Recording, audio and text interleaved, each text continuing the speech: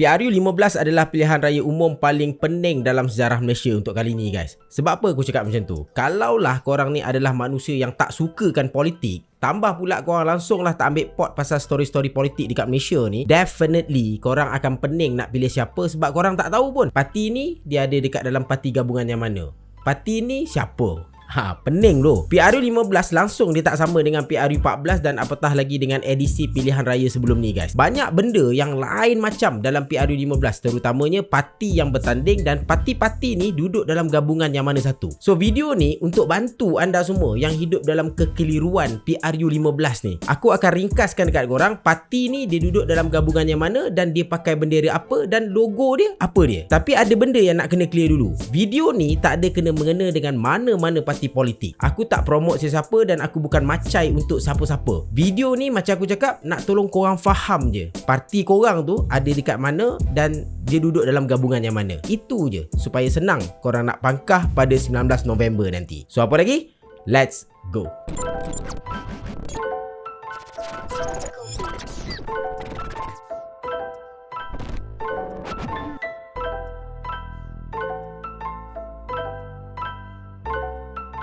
First kali guys, kita pergi dulu dekat parti yang paling mudah untuk kita kenal guys. Dan parti ni adalah musuh utama bagi kesemua parti yang bertanding dalam PRU15 kali ni. Tak lain dah tak bukan siapa lagi kalau bukan Barisan Nasional. Barisan Nasional ni dia pakai lambang ni guys. Gambar dacing dan logo ni diorang dah pakai hampir dalam semua edisi pilihan raya yang pernah diadakan dekat dalam Malaysia. So sebab tu aku cakap sangat-sangat senang untuk korang macam ini adalah logo Barisan Nasional. Sekarang ni persoalan dia, korang tahu tak siapa yang ada dekat dalam Barisan Nasional ni? Ada beberapa parti guys yang duduk dalam Barisan Nasional ni, tapi aku ambil yang top-top je lah. Komponen utama Barisan Nasional adalah Pertubuhan Kebangsaan Melayu Bersatu, UMNO, yang presiden dia sekarang ni adalah Datuk Zahid Hamidi tu. Dalam BN juga ada Persatuan Cina Malaysia MCA dan ada juga Kongres India Malaysia MIC. So inilah yang paling top dekat dalam BN tu guys. Kalaulah anda penyokong ataupun nak menyokong, contohnya macam YB Khairi Jamaluddin, Datuk Ismail Sabri, Datuk Johari, Tok Mat, Sharil Hamdan, macam-macam lagi lah, ataupun sesiapa je lah yang status dia mewakili UMNO, MIC ataupun MCA, masa buang undi nanti korang pangkah lambang ni guys.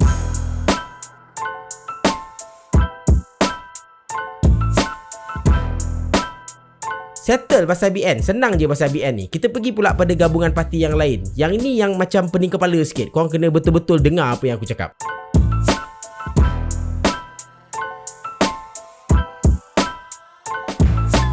Masa PRU14 which is 4 lebih tahun yang dulu, majoriti pertembungan kursi tak kira lah dekat DUN ataupun parlimen, kebanyakannya 3 penjuru. Barisan Nasional dia akan lawan dengan PAS iaitu Parti Islam Malaysia dan dia akan lawan juga dengan Pakatan Harapan. Kita pergi dekat Pakatan Harapan dulu. Masa PRU14, Pakatan Harapan dia pakai logo ni, logo keadilan guys. Tapi guys, dalam PRU15 kali ni, Pakatan Harapan dia sudah tukar logo mah, and of course dia tukar bendera dia sekali. Sekarang ni dalam PRU15 logo dan bendera Pakatan Harapan adalah yang ini guys. That's why korang tak nampak Pakatan Harapan pakai bendera keadilan lagi dah sekarang. Even PKR pun dia pakai bendera Pakatan Harapan. Siapa yang ada dekat dalam Pakatan Harapan ataupun PH ni guys? Yang ini korang kena dengar elok-elok. Masa PRU14, parti yang ada dalam Pakatan Harapan PH ni adalah Parti Keadilan Rakyat PKR, Parti Tindakan Demokratik DAP, Parti Amanah Negara Amanah dan Parti Pribumi Bersatu Malaysia Bersatu. Ini masa PRU14 which is 4 tahun lebih lepas yang dulu. Gabungan ni dia berjaya mengalahkan Barisan Nasional buat pertama kalinya dalam sejarah Malaysia, dan dekat situlah Tun Mahathir Mohamad dari Parti Bersatu boleh jadi Perdana Menteri kali yang kedua. Kali pertama dia jadi Perdana Menteri bawah UMNO. Tapi guys, kerajaan yang menang dalam pilihan raya 14 which is Pakatan Harapan cuma boleh bertahan untuk membentuk kerajaan tu selama 22 bulan sahaja. Lepas 22 bulan, Parti Bersatu dia tarik sokongan mereka ni daripada Pakatan Harapan yang menyebabkan kerajaan Pakatan Harapan masa tu tumbang. Bertambah buruk lagi bila naik Presiden PKR Datuk Azmin Ali keluar daripada PKR dan ikut Bersatu. Dia tak keluar sorang-sorang tau. Dia keluar dan dia bawa 10 orang ahli parlimen keluar daripada PKR dan ikut dia pergi Bersatu. Secara automatik PH Pakatan Harapan hilang majoriti dalam parlimen untuk membentuk kerajaan. Bila Bersatu keluar dari Pakatan Harapan, terbentuk dua parti baru guys. Yang pertama adalah Parti Pejuang Tanah Air, Pejuang. Tun Mahathir yang buat parti baru ni sebab dia tak sependapat dengan Tan Sri Muhyiddin Yassin, which is Presiden Bersatu pada masa tu. Dan dia juga tak sependapat dengan Datuk Seri Anwar Ibrahim yang pada masa tu adalah leader of Pakatan Harapan. So Tun Mahathir dia asingkan diri dia asingkan Pejuang, parti dia, dan dia tak attach dengan mana-mana parti lepas tu, tapi dia duduk side pembangkang. Parti yang kedua wujud lepas Bersatu keluar daripada Pakatan Harapan, PH, adalah Ikatan Demokratik Malaysia, MUDA. Dia punya leader adalah YB Syed Saddiq. Tak macam Pejuang di bawah Tun Mahathir, MUDA ni dia kekal dalam Pakatan Harapan sampai sekarang guys. Maksudnya MUDA punya perjuangan adalah sama seperti parti-parti yang ada dalam Pakatan Harapan guys. So sekarang ni dalam PRU 15, parti utama dalam Pakatan Harapan adalah PKR,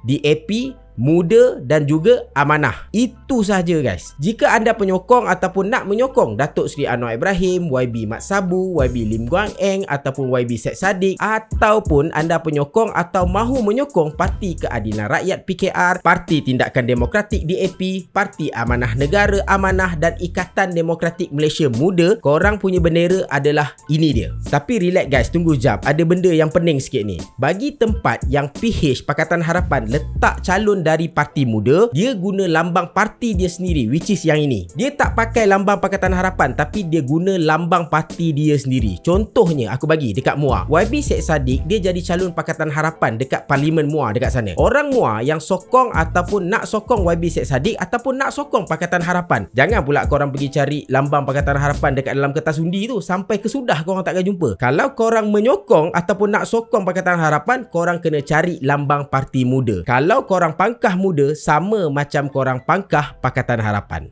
Okay guys, jangan pening-pening dulu Yang next gabungan ni lagi pening.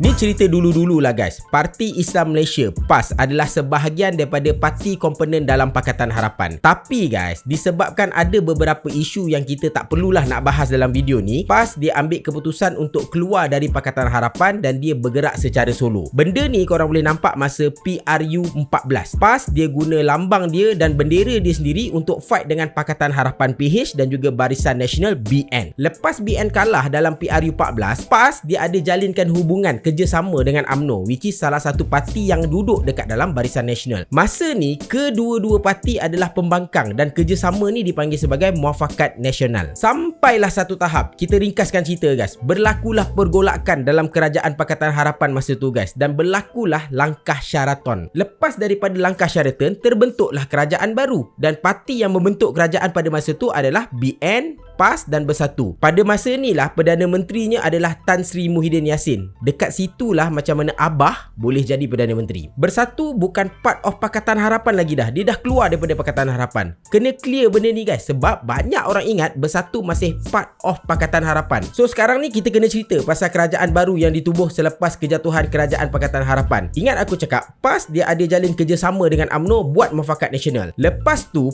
PAS dia ajak Bersatu untuk join sekali dengan Muafakat Nasional. Tapi disebabkan oleh alasan yang tertentu, UMNO tak nak terima Bersatu, sebab Bersatu ni sebenarnya adalah parti serpihan UMNO. Banyak parlimen members dari Bersatu asalnya menang atas tiket Barisan Nasional pada PRU 14. Tapi bila BN kalah, dia orang lompat pergi parti Bersatu. Lepas tu guys, Bersatu dia ajak PAS pula untuk join dia dalam satu gabungan yang baru yang diberi nama sebagai Perikatan Nasional. So PAS bersetuju masuk dalam Perikatan Nasional, bersekutu dengan Bersatu dan guna logo Perikatan Nasional dalam PRU 15. So sekarang ni jelas kan? Perikatan Nasional adalah PAS dan juga Bersatu. Kalau korang penyokong ataupun mahu menyokong PAS ataupun Bersatu, ataupun korang penyokong ataupun nak sokong Tan Sri Muhyiddin Yassin, Datuk Seri Azmin Ali, Tuan Guru Hadi Awang, Tuan Ibrahim Tuan Man, korang punya bendera adalah Perikatan Nasional, which is yang ini. Bagi penyokong UMNO, kena clear, korang kena set dekat dalam kepala otak, kena clear benda ni, which is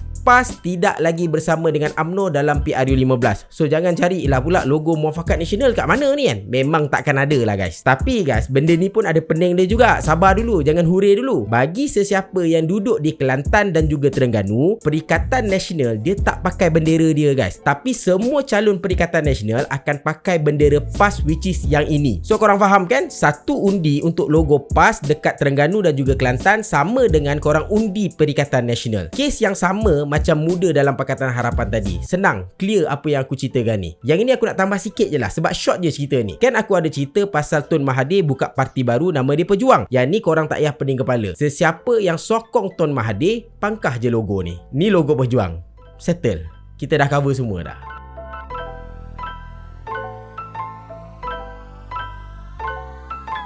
Aku berharap video ni boleh menjawab secara mudah lah persoalan-persoalan basic dalam PRU 15 kali ni. PRU kali ni ada pengundi muda tau yang berusia 18 tahun ke atas. Tak silap aku sebelum ni orang yang boleh mengundi lebih kurang dalam umur 21 kot, tak silap. Tapi sekarang ni yang berumur 18 tahun ke atas sudah layak untuk mengundi guys. Dan kebanyakannya golongan diorang yang berusia 18 tahun sampai 20 ataupun 21 ni lah yang confused dengan komposisi parti dalam gabungan ni guys. Orang dewasa macam kita ni pun ada juga yang confused walaupun dah lama hidup guys. Disebabkan oleh confuse semua benda ni, that's why video ni wujud untuk educate korang. Korang tahu parti korang duduk dekat mana. Harap-harap korang boleh panjangkan video ni dekat semua orang supaya kita boleh bantulah kawan-kawan kita yang masih lagi confuse ni.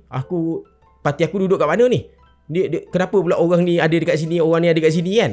Okay, bagi kat diorang video ni, insyaAllah diorang akan faham apa yang berlaku sebenarnya. Untuk maklumat lanjut tentang PRU 15 ni, korang boleh pergi je semak dekat SPR. Korang boleh tengok calon, lambang parti tu diorang pakai apa, semua ada dekat SPR. Kau pergi je dekat website SPR, aku ada letak dekat bawah dekat ruangan komen, description kat bawah. Okay guys, that's all. Selamat bergundi. Korang nak undi siapa, itu hak korang masing-masing. Yang berkempen, sila jaga tata tertib. Jangan nak bergaduh lah. Buat apa korang nak bergaduh ni? Tak payah. Berkempen je. Berpolitik secara matang guys. Good luck to all calon-calon yang bertanding. Kalau menang, rajin-rajin lah turun kawasan. Jangan nak tunggu parlimen bubar baru nak nampak batang hidung. Apa kelas kan? Assalamualaikum. Ciao. Selamat mengundi Malaysia.